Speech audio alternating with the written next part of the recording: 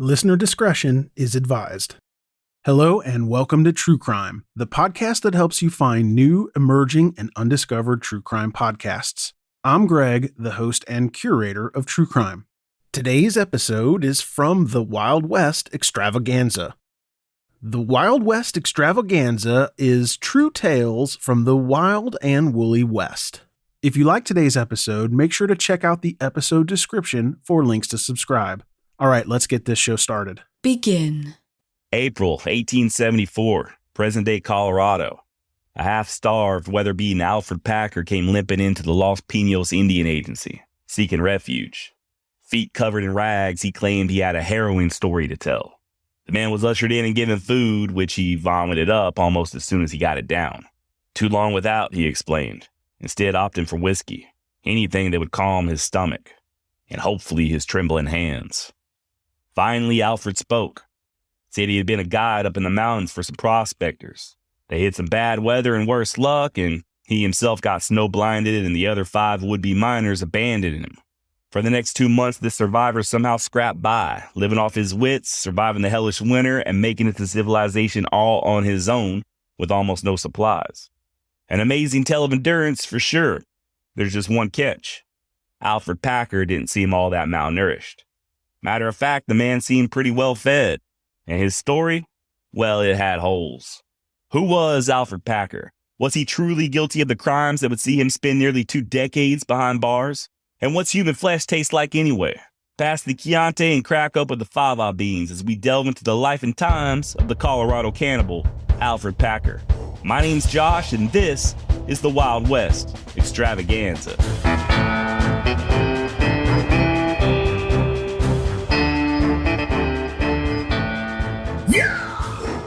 Alfred Grinner Packer was born in Pennsylvania in January of 1842, not far from Pittsburgh. His father, James, a cabinet maker by trade, would relocate the family to Indiana shortly after, and it's there, in LaGrange County, that young Alfred would spend his formative years. As you'll soon see, however, Alfred Packer had a bit of a wanderlust. Upon turning 18 years of age, he moved out on his own and headed west for the land of crockpots, horrible accents, and Jesse Ventura, also known as Minnesota.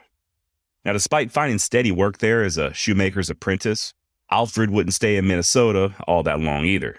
The nation was soon plunged into a bloody civil war, and at 20 years of age, Packer fulfilled his patriotic duty and enlisted with the 16th U.S. Infantry in April of 1862.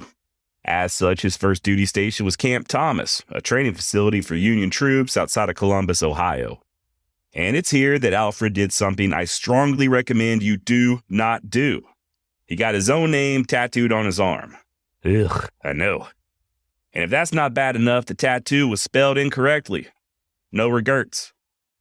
Now, I'm not entirely sure who was at fault here, the tattoo artist or Packer, but the fact remains for the rest of Alfred's life, he'd have the name Alfred, as opposed to Alfred, inked on his arm. And this may be where some of the confusion as to the man's actual first name comes from. Go ahead and Google him. You'll see many sources, Wikipedia included, that list Packer's name as Alfred. According to author Harold Schechter, in his book Man-Eater, The Life and Legend of an American Cannibal, this misconception stems from that erroneous tattoo. He also posits that it's very possible Alfred himself was unsure how to spell his own name as a younger man. Now, this was actually more common than you might think back in those days. Case in point, Alfred's sister, Melissa. She repeatedly misspelled her name as well. Later in life, Alfred would write many a letter, some of which I've seen copies of, and they are all signed Alfred, not Alfred. So unless he changed his name in his latter years, I'm going to go ahead and say that his actual real name was Alfred. All right, back to the story. After getting this regretful tattoo, Private I Can't Spell My Name Packer's next stop was to Camp Douglas, just south of Chicago. And this was not a very fun place to be, let me tell you. Sometimes referred to as the Andersonville of the North, Camp Douglas was one of the largest POW camps of the Civil War. It's also where Alfred would contract typhoid fever, which of course is spread by eating or drinking food and or water contaminated with the feces of an infected person. This tells you all you need to know about the conditions there at Camp Douglas, right? Either that or Alfred was a dirty boy and he went ass to mouth, but Much to my dismay, we have no way of knowing that for sure. When applying for government disability later in life, Alfred claimed that this typhoid affliction was due to, quote, constant and prolonged and unnecessary guard duty, end quote. He also blamed the typhoid for causing another physical malady that he'd suffer for the duration of his life, epilepsy. Ah, yes, Alfred Packer was epileptic. Now, epilepsy, aside from being a word that my mouth finds very hard to pronounce, is a neurological disorder marked by sudden recurrent episodes of sensory disturbance, loss of consciousness, or convulsions associated with abnormal electrical activity in the brain. It can be genetic, but most common causes seem to be low oxygen during birth, head injuries, brain tumors, or even just from infections like meningitis. Even abnormal levels of sodium or blood sugar can cause it. In up to 70% of all cases, no cause can be determined.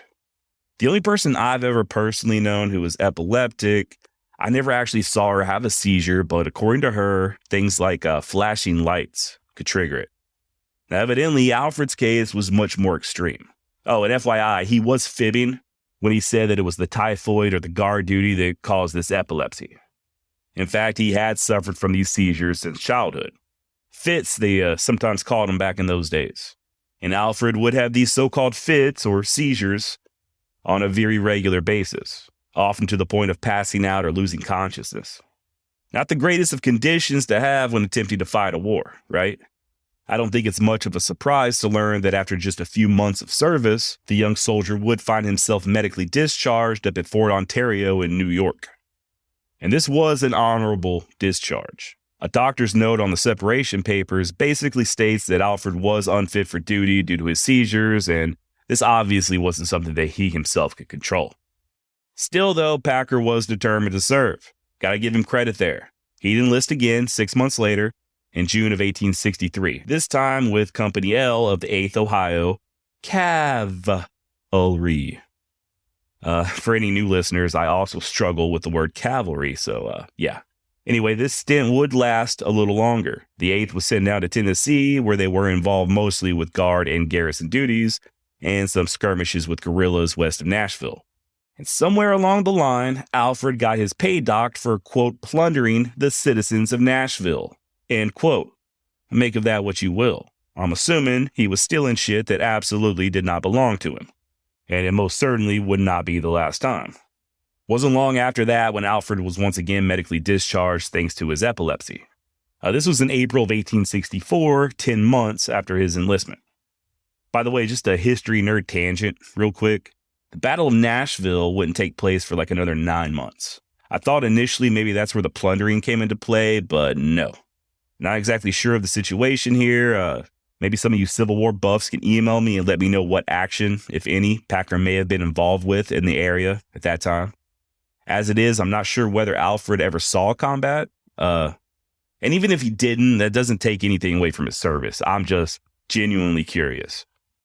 We know that by the time of Packer's discharge, he was suffering from seizures at least every couple of days, sometimes having 2 or 3 within a 48-hour period, and that is according to a doctor's note.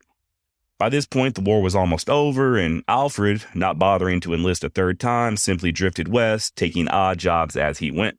Everything from a harness maker to a laborer. And according to him, he even spent time as a hunter and wilderness guide. Although I do find that a little hard to believe for reasons that will become apparent soon enough. Alfred eventually found himself in the gold diggings of Colorado, where he would have the misfortune of losing the top portions of both his pinky and index fingers in a mining accident. He also took up work as a jackwhacker. Old Packer the Whacker. Now, I found this especially interesting as I had no idea you could actually earn a living being a jackwhacker. Boy, oh boy, if I had $1 for every time I've whacked my jack. Well, let's just say, talk about striking it rich. A real stroke of good luck, if you know what I mean. And it really says a lot about Packer's skill level, being able to whack a jack while missing parts of 2 fingers.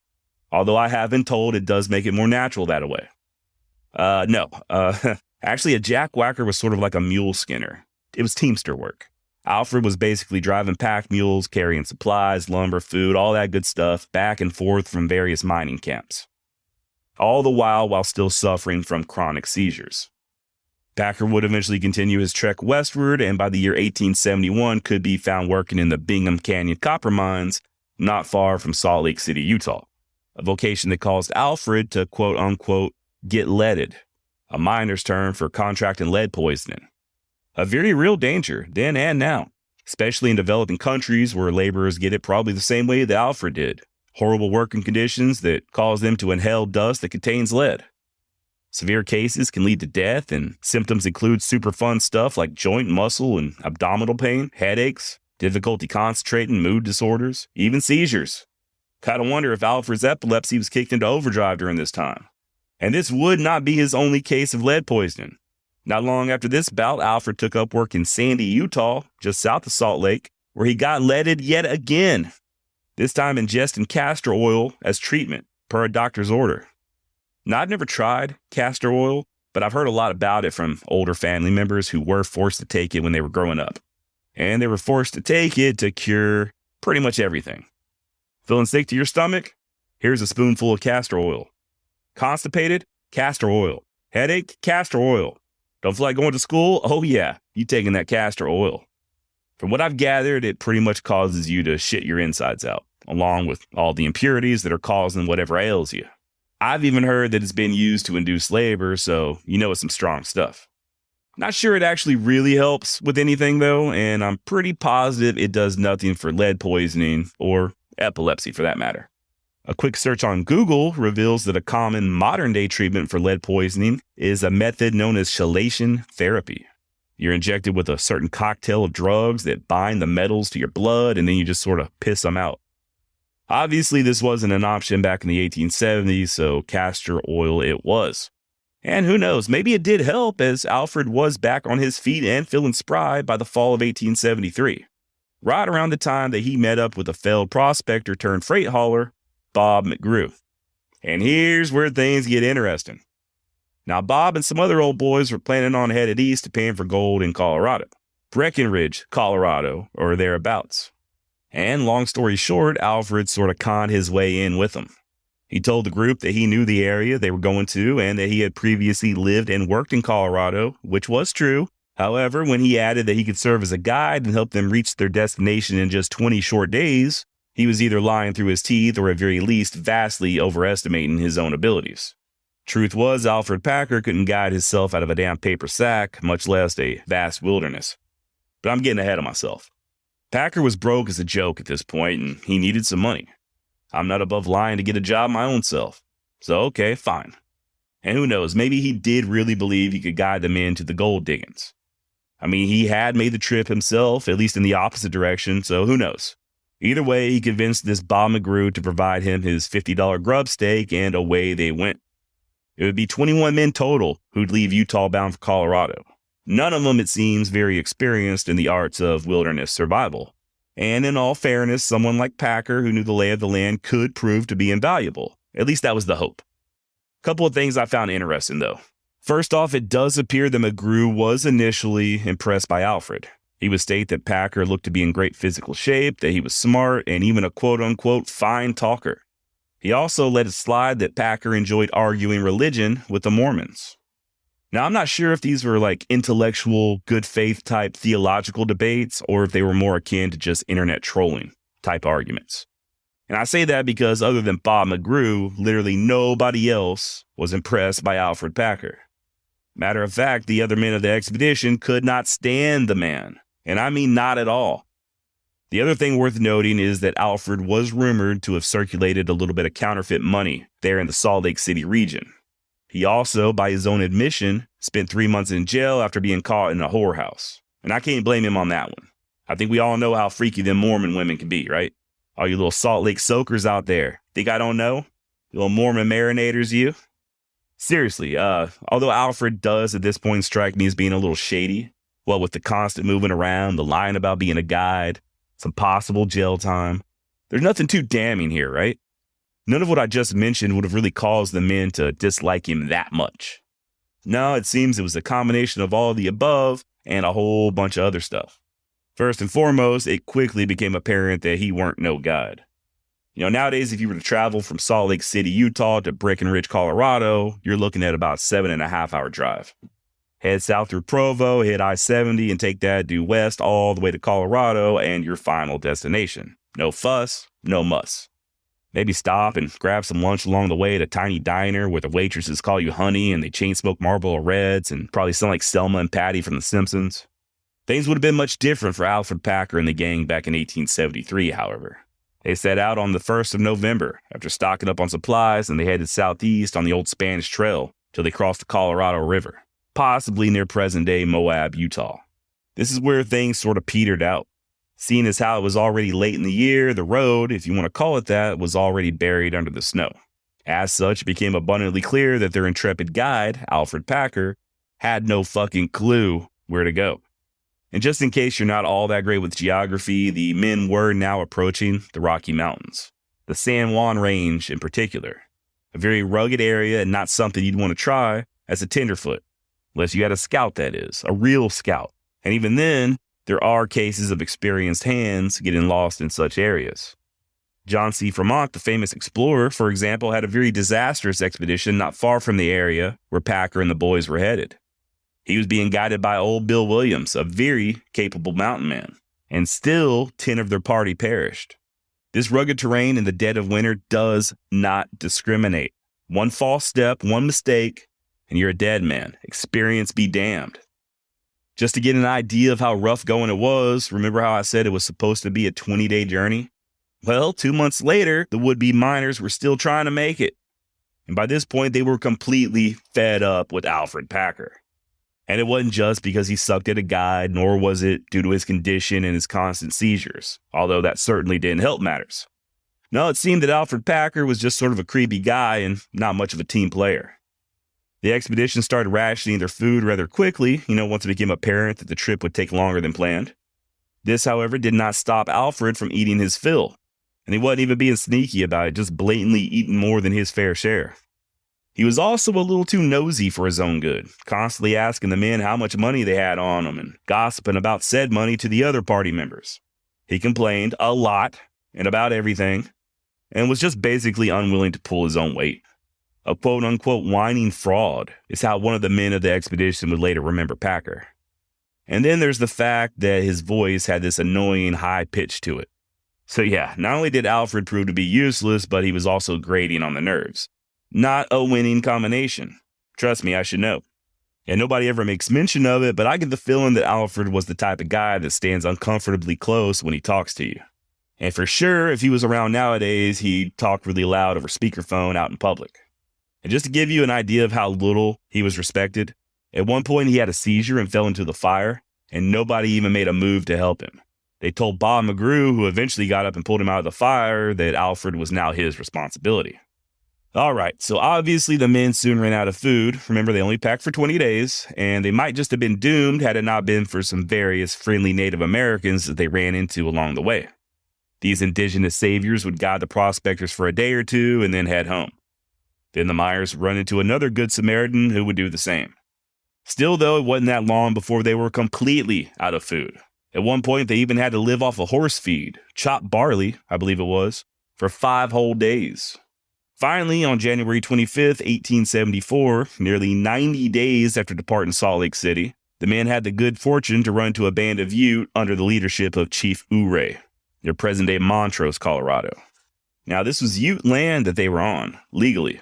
And once Ouray determined that the men weren't a threat, he did invite them to winter just a couple of miles away from his village, which they gladly did, setting up camp in various shelters, everything from tents to dugouts to crude shrub and brush type dwellings that Packer himself took refuge in. The men were also able to trade a bit with the Ute, securing a couple of goats for food as well as some clothing, stuff like that. And believe it or not, some of the men still wanted to push on. Even asked Ouray if he'd lend some scouts to get them where they needed to go, a request that the chief wisely refused. Said that the conditions were so rough, not even a Ute would attempt to make such a journey, and he urged the men just to chill where they were for the winter. But they wouldn't listen. And by February, 6 of the men were ready to travel. Seeing that these hard-headed fools were determined, and knowing that they wouldn't listen to reason, Ouray was gracious enough to load them up with some food and even give them directions, a much safer route that would take them along the Gunnison River. And thus provisioned, they set out with Alfred Packer attempting to follow, but they would not have him. One of the guys, a former officer of the law, actually pulled a pistol on Alfred and told him to get his ass back to camp. Not the most popular guy on the expedition, Alfred Packer. Still, though, he was undeterred, and for whatever reason, he was not content to stay put near the Ute camp either. Claiming once again to be some sort of a guide, he proposed a direct route that would take the men over the mountains in the effing winter, and somehow he convinced 5 others to accompany him. I guess the idea was to head straight for the Los Pinos Indian Agency, which I believe was the closest point of civilization. But come on, man, what is the rush? All they had to do was just sit around a campfire for the next couple of months, flirt with beautiful Ute women, and eat barbecued goat. But no, they had to go out there and follow a damn lunatic on a 75-mile-long journey into the freezing damn wilderness. And this group of geniuses consisted of Alfred Packer, of course, a guy named Frank the Butcher Miller, George California Noon, Israel Swan, Shannon Wilson Bell, and James Humphrey. They had 2 rifles, 1 pistol, a hatchet, a couple of knives, and a handful of matches. No flint or any other way to start a fire, very little ammunition, no heavy coats, no snowshoes. They barely had any food. They were in no way, shape, or form in any sort of condition to attempt to cross over the Rocky Dam Mountains in the middle of winter, or even the summer, for that matter. With that in mind, I think it should come as no surprise that once spring had sprung, they were all dead. All of them, except for Alfred Packer, that is. He finally arrived at their intended destination, the Los Pinos Indian Agency, alone and half froze, in mid-April of 1874, over 2 months after he and them other 5 set out from the Ute village. Now, there's various versions of what exactly happened when Packer showed up. Some claim that he was ravished and ate almost immediately. Others say that he only wanted whiskey. Another version, which seems to have the ring of truth, is that he took the whiskey to calm his nerves, to get his appetite up, and then he ate. Likely he needed the whiskey to still himself before telling his tale. After all, I think we'd all need a few shots of whiskey after doing what Alfred did. He initially claimed that he got afflicted with snow blindness, at which time the rest of the men abandoned him, leaving him with just a Winchester rifle. As such, he had to make it out of the wilderness alone, living mostly on rosebuds he found along the way. The men of the agency found the rosebuds claim especially strange, seeing as how Alfred did not appear all that starved.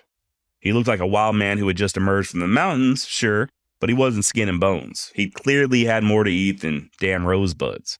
By the way, if you're like me, you're probably thinking, why didn't they eat the damn horses? Well, the horses they still had were back at the Ute camp. When Alfred and those 5 guys set out, they did so on foot. The snow would have been far too deep for the horses to cross through anyway.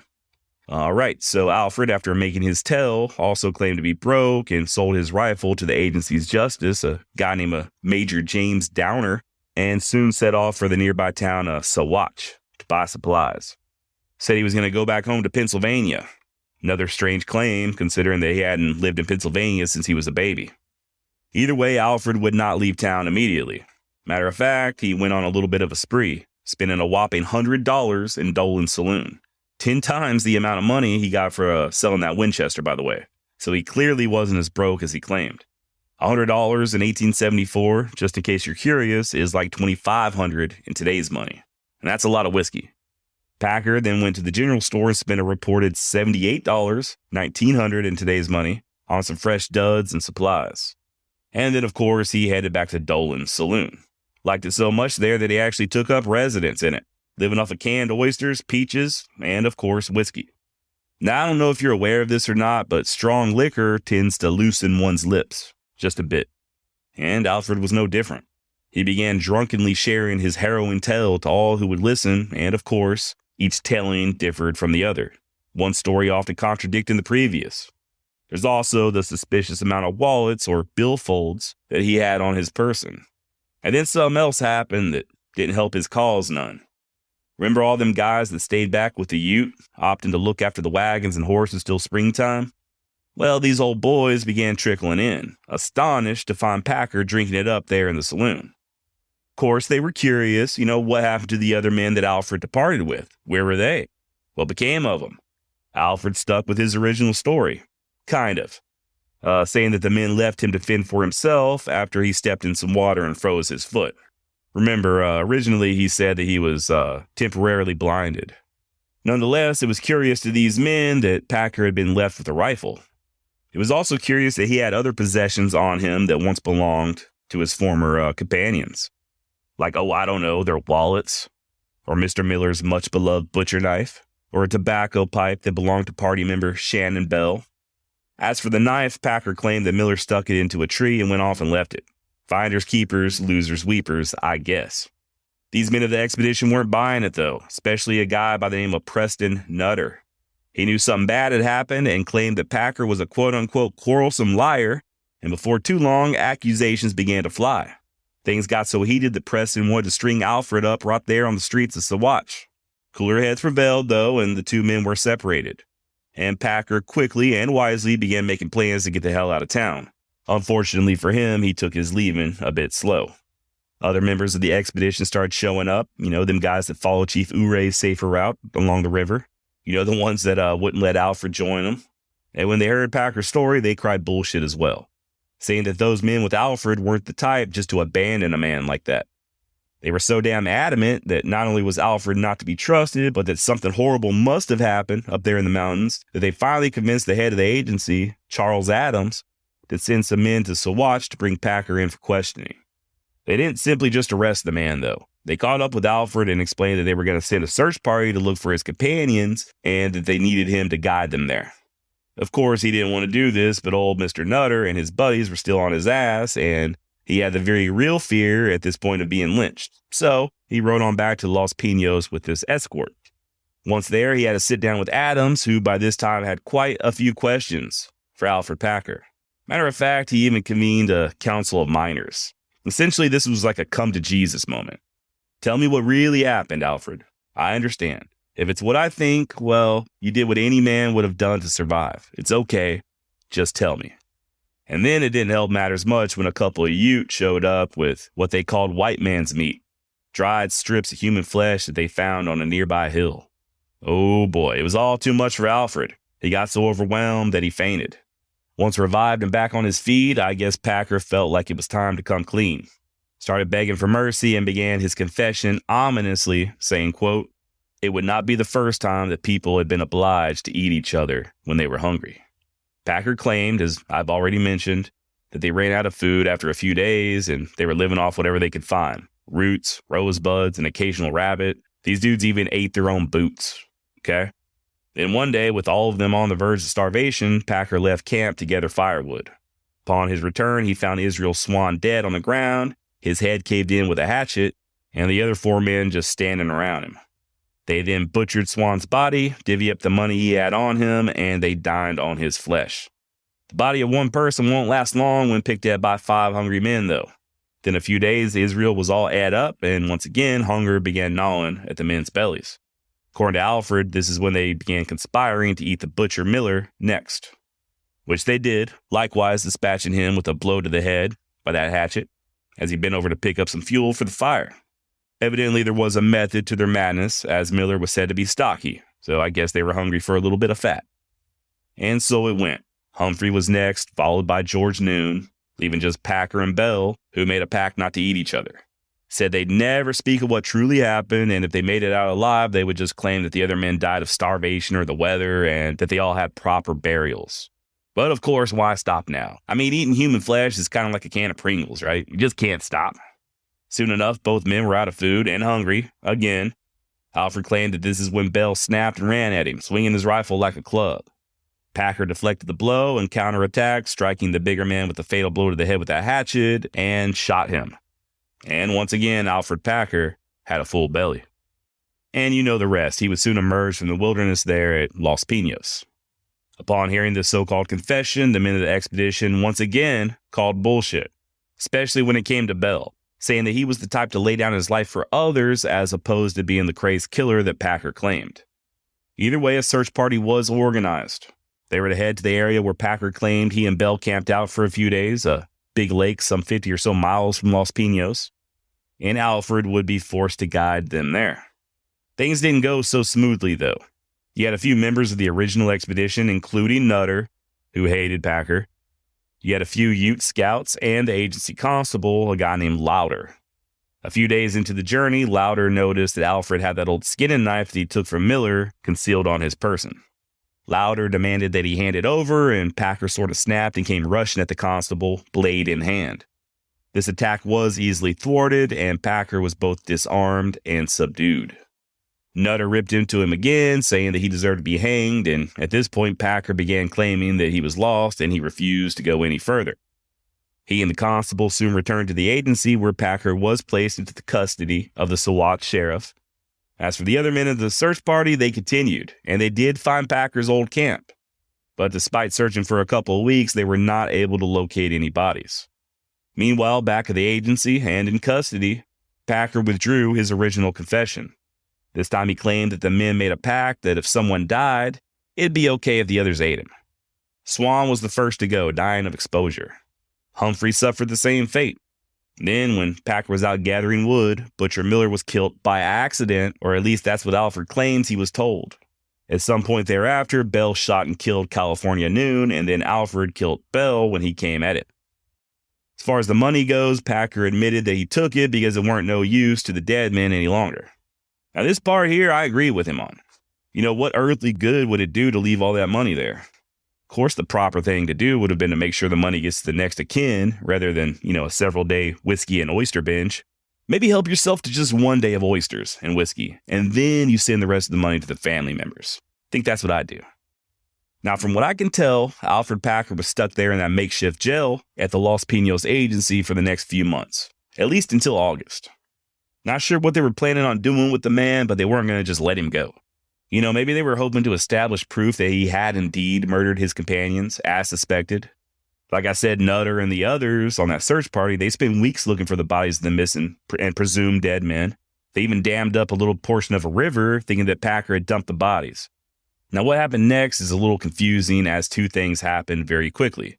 One, the bodies were discovered that August. There's some disagreement as to who made the gruesome discovery, but it was likely an artist named John Randolph. And the location is now known as Dead Man's Gulch, near the Lake Fork of the Gunnison River. And two, Alfred Packer escaped from jail and disappeared.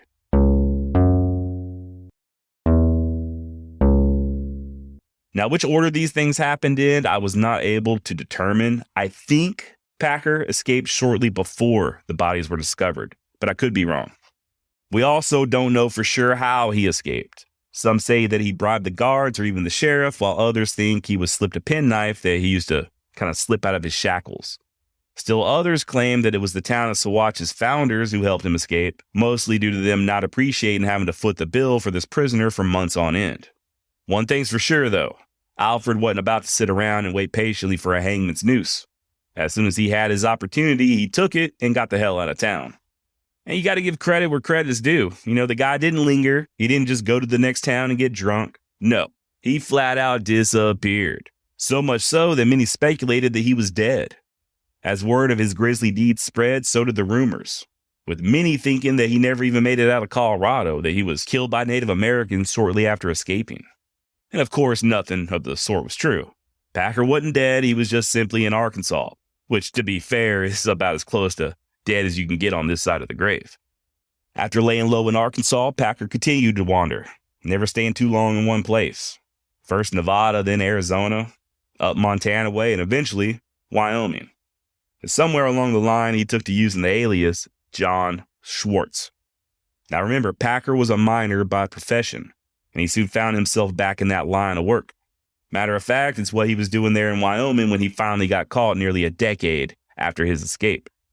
An original member of the expedition, a guy by the name of John Frenchy Cabazon, he was one of the guys who stayed put there in the Ute camp. Well, he happened to be on his way to Fort Fetterman when he stopped at a roadside inn. As he was attempting to catch a little shut-eye, he couldn't help but to notice a familiar high-pitched, annoying voice speaking loudly in the next room. Upon further investigation, he found out that the voice did indeed belong to none other than Alfred Packer. From what I can tell, however, it appears both men sort of pretended they didn't know each other. Alfred obviously was trying to pass as this John Schwartz guy, and even went so far as to ask Cabazon to bring him some baking soda next time he passed through the area. Claimed to have been prospecting in nearby Spring Canyon. But as far as Frenchy was concerned, it was Packer without a doubt. Right? That voice and those missing fingers, even crude false teeth in the place of his missing ones. I think I actually forgot to mention that earlier. Packer was missing his front 2 upper teeth and had been ever since the expedition. But I guess by this point in time, he had obtained some false teeth somewhere. The next day, Cabazon wasted no time in alerting authorities, and the Laramie County Sheriff paid Alfred a visit, arresting him without incident and placing his ass in the jail there in Cheyenne. Evidently, this wasn't Packer's first run-in with the law in Wyoming. He had previously been locked up for threatening a waiter with a damn revolver just because the man was a tad bit on the slow side in bringing Alfred his water. And that little tidbit of information is where I lose what little sympathy I have for Alfred Packer. And I did, believe it or not, have a little bit of sympathy. Nobody ever really cared about Alfred. And I do think a lot of it had to do with his epilepsy. It would have made him a bit of a social pariah wherever he went, especially in those days. He likely felt ostracized, and getting kicked out of the army twice, even though it was for medical reasons, probably didn't help either. Dude was missing 2 fingers and 2 teeth, so he wasn't winning no beauty contests. And he just had a way about him that rubbed others the wrong way. I got the same feeling myself. There's times when I think people, despite my intentions, take what I say or do the wrong way, and I get it. I've also kind of always had a soft spot for rejects, mostly because I've been a bit of a reject my entire life as well. And I couldn't help but to think that maybe Alfred kind of felt the same way. And then I hear about little incidents like this with the waiter, and that's one of my biggest pet peeves. And it's something I think is very telling about somebody's character. How they treat their waitstaff, or anyone that they consider to be below them on the social ladder. Whether it's an employee at a restaurant, some kid working McDonald's, or just whoever's bagging their groceries. I found that people who act like this generally feel powerless in their day-to-day lives. Their boss treats them like shit, and they just take it because they have no spine. Their wife and kids ignore them. They've got no say at home, so the one time they actually feel like they have some power is when they have another human being taking food orders for them or something. And for the record, I've never even worked as a waiter. I just hate that type of mentality. Oh, this person's job is to serve me as if I'm some sort of king, so let me try to make them feel as shitty as I do. As if someone who has that type of job is somehow below you. Go fuck yourself if that's how you think. I don't care if someone's working at Taco Bell or not. They're working. They're being productive. You aren't somehow above them just because you feel inadequate in your day-to-day life. It chaps my hide. All right, enough of my ranting. Also, Packer did brag a bit when he got arrested. He told the sheriff, quote, "That's the first time in 20 years I didn't have my gun on me. If I had, you could have never taken me." Like he's John Wayne or something. To loosely paraphrase Charles Bronson in the excellent movie, Mr. Majestic, Alfred Packer was making sounds like he was a mean little ass kicker. Only I ain't convinced. For what it's worth, once apprehended, Packer calmed down and readily confessed to his true identity. He was eventually taken to Denver by train and reunited with Charles Adams from the Los Pinos Agency. And his mean little ass-kicking facade began cracking as well. Seems that Alfred got mighty nervous at the throng of people who came to see the infamous Colorado Cannibal, and as such, he began to once again fear a lynching. Promised Adams that he'd give another confession, a true and full confession, if only he was placed in jail and protected from the murderous mob. By the way, I'm not sure of the exact location of Packer's arrest. One source claimed a cabin on Hound Creek west of Laramie. Just thought I'd toss that in there. Packer was true to his word, and he did give another confession, this one differing from the previous two.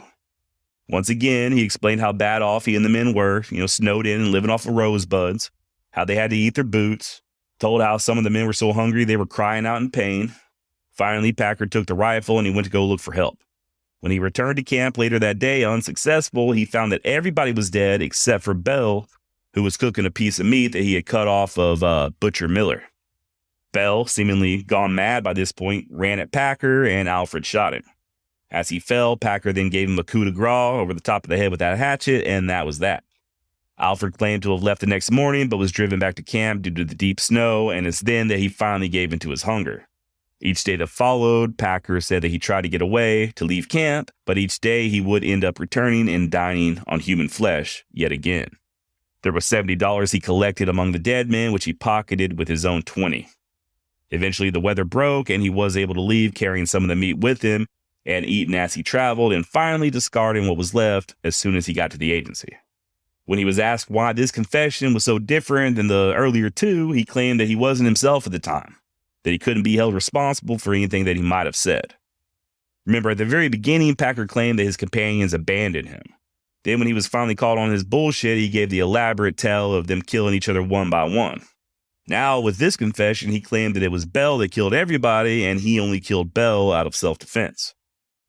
I'll give him a little bit of leniency as far as, being out of his mind at the time. It certainly would have been a traumatic experience, and I could see not exactly being in the right frame of mind after finally making it back to civilization. Nevertheless, Packer would be tried for murder, a trial that would take place in the new mining town of Lake City, Colorado, not all that far from the so-called Dead Man's Gulch where Packer claimed that Bell killed the other men.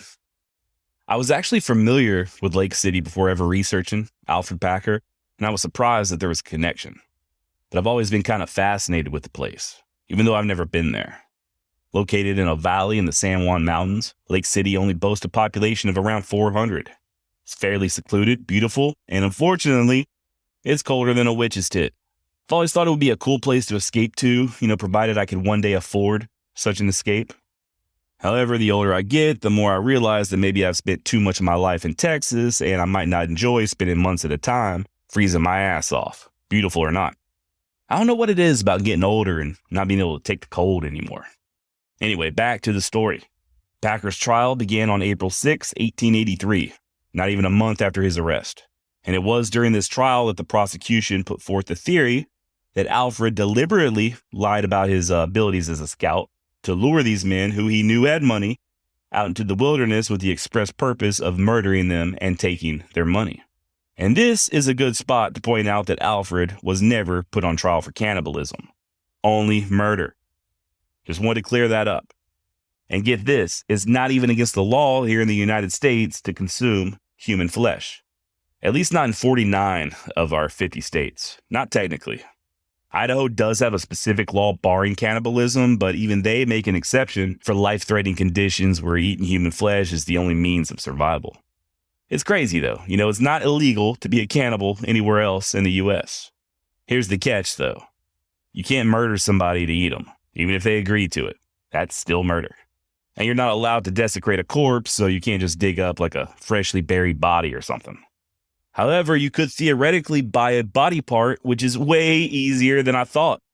In a 2017 article published by Reuters titled "The Body Trade, Cashing In on the Donated Dead," they shed light on abuses that occur when cadavers are sold to a mostly unregulated market.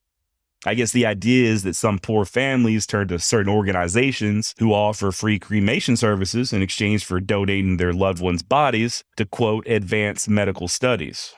And in a lot of legitimate circles, this is absolutely necessary. Medical students, doctors, some nurses, even some dentists have uses for cadavers for training purposes.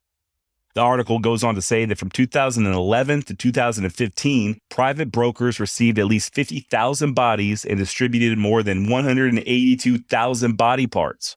And since it's an unregulated market, we don't really know what's happening to many of these parts. That said, you probably could purchase a body part legally. You didn't have to kill nobody for it, and it doesn't fall under the desecrating a corpse thing, I think. Is it then legal to buy and eat a body part? I don't fucking know. It sounds fishy to me. I know that according to a 2018 Vice article, a man who wanted to remain anonymous had his foot amputated after a motorcycle accident. He asked to keep said foot, and the doctors agreed. He then invited several of his friends over to his home, where they all dined on tacos made from his foot. Woo! And of course, there are those absolute psychos who keep and eat their placentas after giving birth. I shit you not. If you're looking for a step-by-step guide on how to obtain human flesh with the express purpose of eating it, you're on your own. I can't help you there. This is where I'm guessing the dark web would come into play. Also, all this talk of cannibalism is getting me to thinking about what it might taste like. And the answer is probably pork. At least that's according to an article I found on The Guardian from 2010, aptly titled, "What Does Human Flesh Taste Like?" They quoted one verified real-life cannibal as saying that it tastes like pork, only a little bitter, while another said that it tastes like good, fully developed veal. So there you go. You got one for pork, the other for veal. Now we need a tiebreaker. Well, German serial killer Fritz Harman, who killed 24 male prostitutes in the early 1900s, actually disposed of the remains by selling them as pork. And as far as I know, none of his customers complained that their pork tasted funny, so I think it's safe to say that us people taste a little bit like swine. One last thing, then we'll get back to Alfred Packer. I've seen the Book of Eli like 100 times, and I had to know, does eating human flesh make your hands shake? Well, from what I can tell, it depends on whether or not you eat the brains. I guess there are prions in the human brain that when eaten can cause a disease called kuru, K-U-R-U, kind of like mad cow disease for humans. The 4 or 4A people of Papua New Guinea have been observed with this after eating their victims. It can be fatal, and since it's a disease of the nervous system, the symptoms do include a lack of control over your body movements, loss of coordination, and yes, the shakes. But in the case of Alfred Packer, I guess as long as he didn't eat their brains, then I think he was safe. Anyway, who cares, right? We are disgusting, and we eat disgusting shit all the time. If you think you've never had human flesh, and you've eaten canned ravioli or hot dogs or McDonald's, you're kidding yourself. You're out of your damn mind. You know a finger got lost in there at some point. All right, back to the trial of Alfred Packer. It would last all of a week, and he would be found guilty as hell of premeditated murder, despite his pleading the opposite. And he would be sentenced to death by hanging with an execution date of May 19th, 1883. It was reported, and it still to this day is often repeated, that the presiding judge, M.B. Gary, said the following as he handed down the sentence, quote, "Stand up, you voracious man-eating son of a bitch, and receive your sentence. When you came to Hinsdale County, there were 7 Democrats, but you ate 5 of them, goddamn you. I sentence you to be hanged by the neck till you're dead, dead, dead. As a warning again, reducing the Democratic population of this county. Packer, you Republican cannibal, I will sentence you to hell, but the statutes forbid it." End quote. And as entertaining as that was, it's not true, not even a little bit. The judge was actually much more level-headed when laying down the sentence, if not long-winded. I've actually read the entire speech the judge gave, and I'm not going to recite it here because it would take fucking forever. The dude loved the sound of his own voice. Probably should have started his own podcast. And there was no condemnation or anything like that, no mention of Republicans or Democrats, and he didn't sound like Yosemite Sam. But he did, in the end, sentence Alfred to hang by the neck until he was dead, dead, dead. By the way, why do they say dead 3 times like that? I know why they say until dead, of course. Hangings aren't always pretty, and they don't always ensure a quick death, so you want to hang them until they're dead. But 3 times? I don't know. If you happen to know why the word is repeated 3 times, please email me and let me know, josh@wildwestextra.com. The sentence notwithstanding, Packer had himself some decent lawyers, and believe it or not, they were able to get his rendezvous with the noose overturned. I'm not too good on the whole legalese of the matter, but it was something due to the effect of when the crime was committed, Colorado wasn't yet a state. Ex post facto law, I think is what it's called. There were other issues with Packer's trial as well, like the fact that he damn sure didn't have an impartial jury there in Lake City. Now, this doesn't mean that Packer just got off scot-free, though. His death sentence was overturned, but he was still culpable for the deaths of those men. He had another trial after a change of venue and once again pled not guilty. And he was once again found guilty. This time, instead of being sentenced to death, he was only sentenced to 40 years in prison. And I use the word only semi-sarcastically. This was, at the time, in June of 1886, the longest mandatory sentence ever handed down in the United States. By the way, one thing I found that was interesting was that hunters came forward during this time claiming that while the winter of 1874, when the deaths occurred, was a very harsh winter, there was still abundant game, big and large. Enough that, as far as they were concerned, there was no need to resort to cannibalism. To which I say, maybe. What may seem easy to an experienced Colorado hunter may not be so easy for others. I've personally gone hunting on many, many occasions when weather was optimal and not seen a damn thing. But then again, I wasn't starving to death either. Packer's credit, he did testify on his own behalf, and his version of events remained very similar to that third full confession that he gave on the trip back to Colorado. He steadfastly maintained that the only man he killed was Bell, and even during the sentencing asked that if they were determined to send him away for 40 years, to do so for the killing of just that one man. By the way, Alfred always maintained this story. He never did admit to killing the others. You would think that, as many do when their backs are against the wall, that he would have admitted to anything to get out of such a long stretch. But he did not. Which leads to the big question. Was he telling the truth? If things happened as Packer claimed, If he returned back to camp to find that Shannon Bell killed everyone and then Bell attacked him, then what Packer did was in self-defense. And remember, he wasn't on trial for eating human flesh. Everybody knew he was a cannibal. He admitted to it, and it wasn't against the law. Nobody really held that against him anyway. It was not unheard of. It was taboo, but it was not illegal. We'll get more into whether or not you think Alfred was guilty later. At the time, though, as far as he was concerned, all that mattered was what the judge said, and the judge sent his ass to jail for what would have probably been the rest of his natural life had the tide not begun to change, and had he not gotten some help from a lady by the name of Polly Pry. Polly was a journalist for the Denver Post who took great interest in Packer and his situation after meeting him in 1901. And it was her actions, along with the backing of the paper, that secured Alfred Packer an early release. Also, as I alluded to, public opinion was changing. Alfred was sentenced back in 1886. By the turn of the century, however, a somewhat more liberal mindset had taken hold of the populace. People started feeling sorry for him. They started noticing how his health was quickly deteriorating due to the imprisonment and his ever-present seizures. And they also kind of viewed him with a bit of nostalgia. He was a remnant of the Old West days, kind of a leftover artifact from the days of wild Indians. By the way, a primary source I used to research Alfred Packer was the excellent book Man-Eater by Harold Schechter. I definitely recommend it if you're interested in the subject. Very well researched. It goes into great detail about the various trials, Packer's time spent incarcerated, and his relationship with Miss Polly Pry. There's a lot I'm leaving out, okay? The damn audio version of the book is over 9 hours long. Obviously, I'm not going to make a podcast episode that long. This is already too long. So yeah, there's a lot more involved with the story. All kinds of crazy stuff. Packer was given a job making bridles out of horsehair. He also worked in the prison gardens, and he himself made extra money by building and selling these elaborate Victorian-style dollhouses. How creepy would that be, having a dollhouse made by a damn homicidal cannibal? And he got scammed while in prison, at least like 3 times. He was getting a military pension, $25 a month, and what little bit he was able to save away, he was constantly getting scammed out of by others who were claiming to be trying to get him released from prison. One of these even convinced Packer to sign him over as a power of attorney. This crazy dude by the name of Plughat Anderson. And this Plughat guy, he eventually snapped and shot 2 of the reporters from the Denver Post while Polly Pry was present. There's a story about her dress catching one of the bullets or something. The whole damn story is insane. Buy the book. Trust me, you'll love it. All right, let's keep going and try to wrap this up. After many, many appeals and with the help of Polly Pry, a sympathetic public, and the Denver Post, Alfred Packer was finally paroled from prison on February 8th, 1901, at 59 years of age.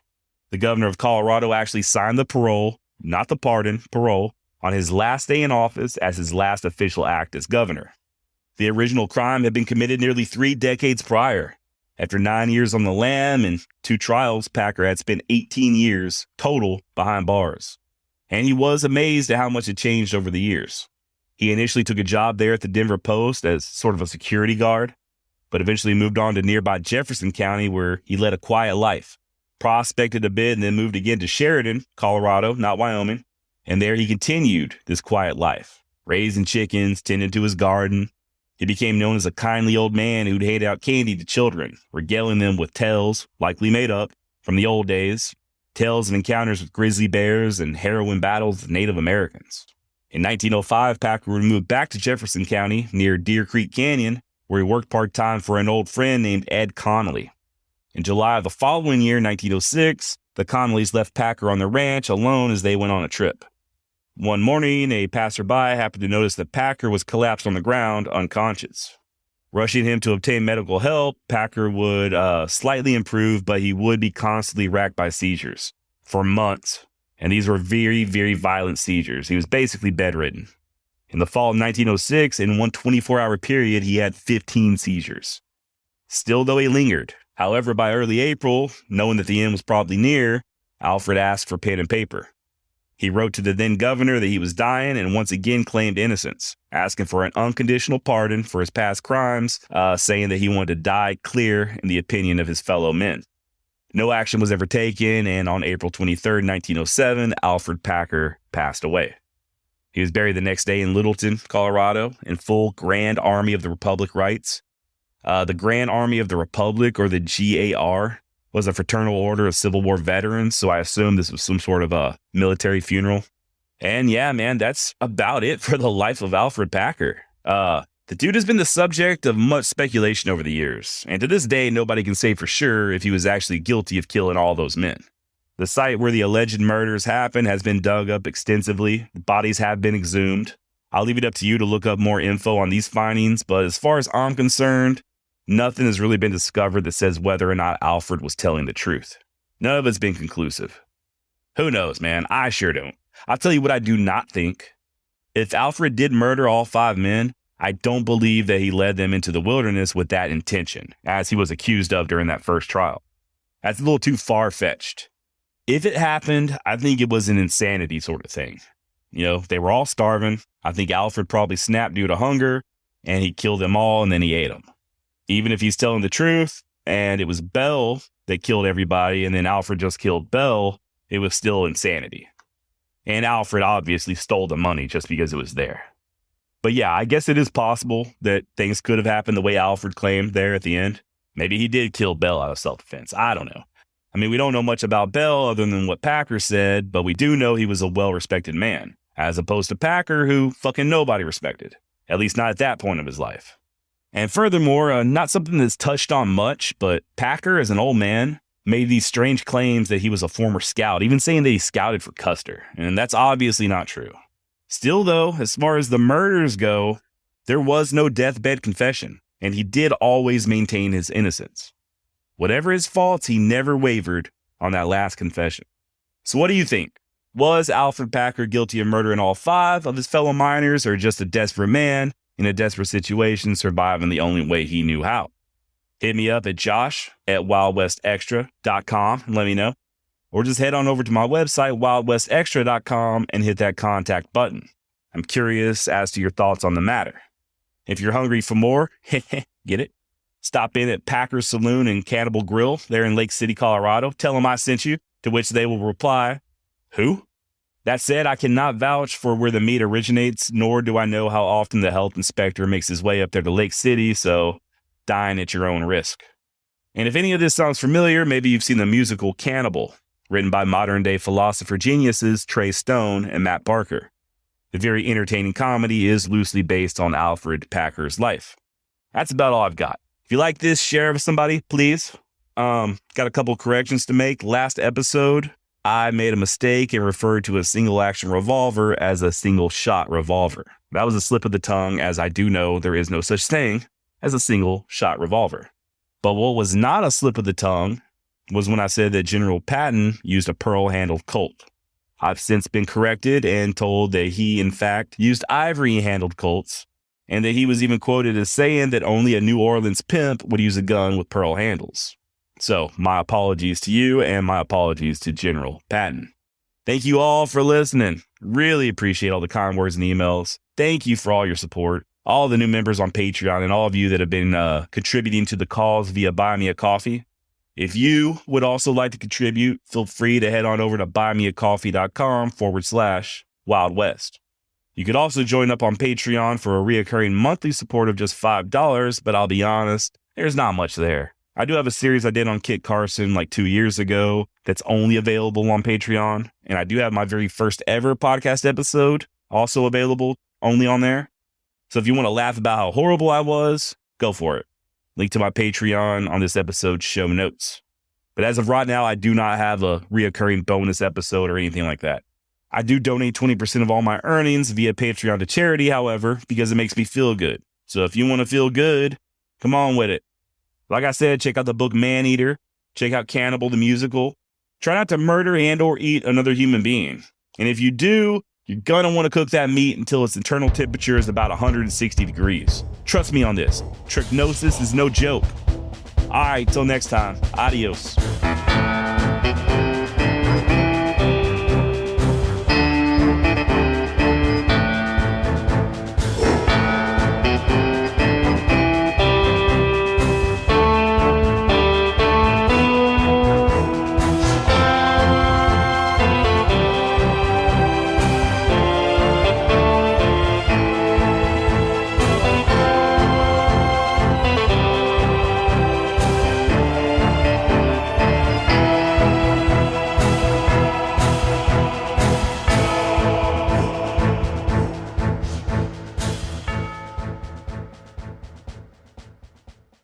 Thanks again for listening to True Crime by Indie Drop-In Network. If you would like to nominate a true crime podcast to be featured, just send me a tweet at Indie Drop-In.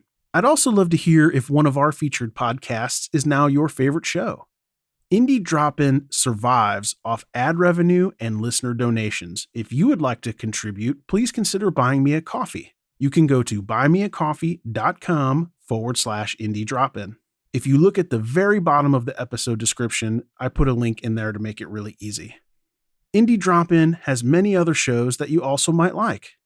Just go to indiedropin.com. All right, see you next week.